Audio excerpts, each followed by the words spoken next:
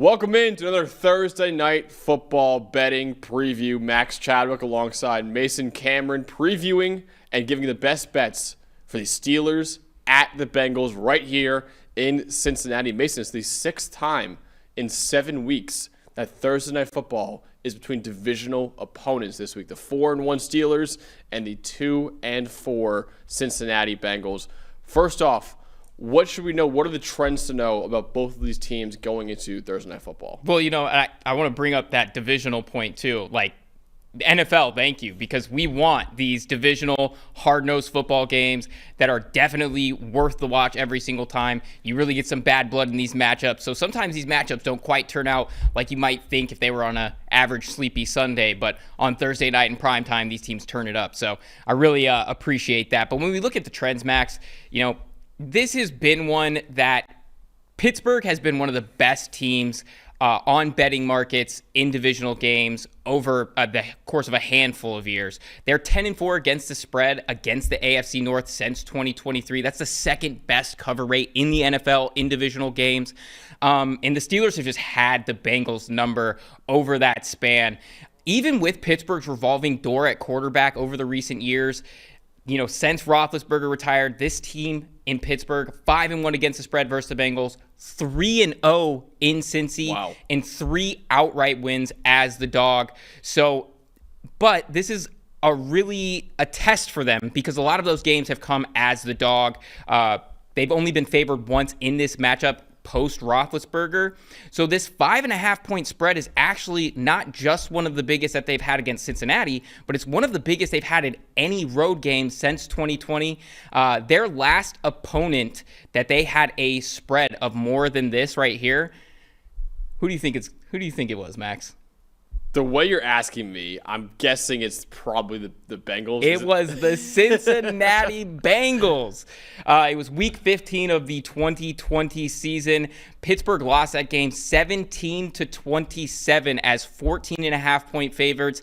Ryan Finley, 85 yards in that one. Wow. That was enough to win that game. So an interesting one in that when we look at Pittsburgh just as a whole this year, they've been on a tear over the last 3. They started the year with 2 drop covers. They've since gone 3-0 against the spread with some solid showings away from home. They had that clutch win in New England. They had outright win as dogs in Dublin against Minnesota. Not really quite as confident with the side on Cincinnati. They've struggled quite a bit in betting markets this season. They covered as 14-point dogs this past week in Green Bay. That's their second cover of the season, but they fall down to 2-4 against the spread. But there is some hope. 0-1 against the spread with Joe Flacco under center. But that sort of goes into a difficult situation as this team's had some struggles covering without Joe Burrow, even with some pretty lopsided spreads. They're 9-1 against the spread in games without Joe Burrow. That includes 2 losses versus this Pittsburgh team in 2023. Yeah, absolutely. So those are the betting trends to know about each team historically going into this matchup. Mason, tell me more about this matchup specifically, and what are the key things to know about the Steelers and Bengals, and ultimately giving me your game pick for this one too. Yeah, so, the big thing here is that Pittsburgh has been extremely improved, and you as a Steelers fan is probably going to love to hear that. They've made a ton of improvements over the last 3 games, and that's something that we like to see. It's not about how you start, it's about how you finish and how you make adjustments. Week 1 and 2, they were right there towards the bottom of the league in EPA per play and offensive success rate, 20th in EPA per play, 28th in offensive success rate. It was a little bit of a similar story on defense, 23rd EPA per play allowed, 31st in defensive success rate allowed. That's really what set this team back, is this just inefficiency on both sides of the ball. Completely different story over the last 3 games. They have had 9th in EPA per play, 15th in offensive success rate, 4th in EPA per play allowed, and 9th in defensive success rate allowed. So great improvements. That's exactly what we need to see from them to win spreads that are this large and lopsided on the road. Spoiler, I'm taking them at -5.5. Ooh, okay. Coming off of a dominant win in Cleveland where really everything went right. I know that it is Cleveland. Sorry, Ty. But that is something that is to be impressed about because they did play really, really well against a good Browns defense. Rodgers had his highest grade of the season, and Nick Herbig was the highest graded defender in the NFL in week 6. So that is an impressive trait for Pittsburgh. When we look at the other side of the ball here, Cincinnati, they're in a tough spot. Yeah. They traded for Joe Flacco, and he played really well. He had this highest graded game of his season, but the issues with Cincinnati are just that they run much deeper than the quarterback play. They can't really run the ball well. They're bottom 8 in EPA per rush and success rate. 37-point run blocking grade. That's dead last in the NFL by a wide margin. It's more than 7 points lower than any other team, Max. And I mean, we talk about it a lot. You got to run the ball. It's how you really are going to be able to function at a high level, especially when you have leads. And the other big thing is that they can't get off the field on defense, which is just an issue right there. Bottom 4 in EPA per play allowed, success rate allowed, and points allowed.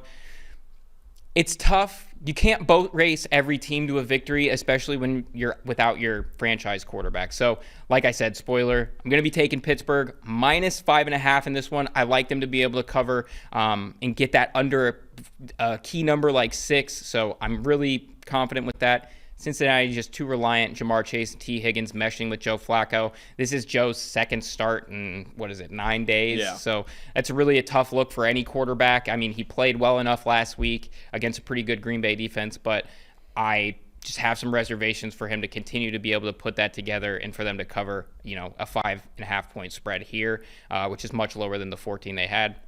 And when we talk about Pittsburgh specifically, they really match up well with this Cincinnati offense. Jalen Ramsey, Joey Porter, Darius Slay, I mean, they've all been banged up, but from what I can tell, it looks like they're all going to be available again this week. So I think that they can take advantage of that.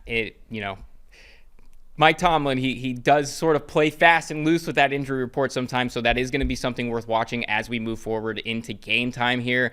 And then, Pittsburgh, I think they can take advantage of Cincy in some key spots on offense, and we'll get to that in a second when we talk about the player prop market. Love that. All right, Steelers minus 5.5. You heard it right there, is the best game bet of the week. Also want to remind you guys right now, before we get to the player props to bet in Thursday Night Football, please check out the PFF NFL betting show. It is on every Friday morning at 10 a.m. Eastern Time. Mason's giving out his best bets of Sunday action and Monday Night Football, of course, as well in the NFL. So is Ben Lindsay, and so does Judah Fortgang, too. And they're making tons of money on that betting show right now. What are you guys up, like 90 units right now on the year? I think somewhere around there, yeah. I haven't counted back after last week, but yeah, I think we're hovering right around there. They're up 90 units right now. I can't tell you any other betting show that I found that is up that many units right now. So if you want to make some serious cash, check out the PFF NFL betting show right now. Again, every Friday morning at 10 a.m. Eastern Time, live here on this channel too. And also, if you want to get access to all of the best betting tools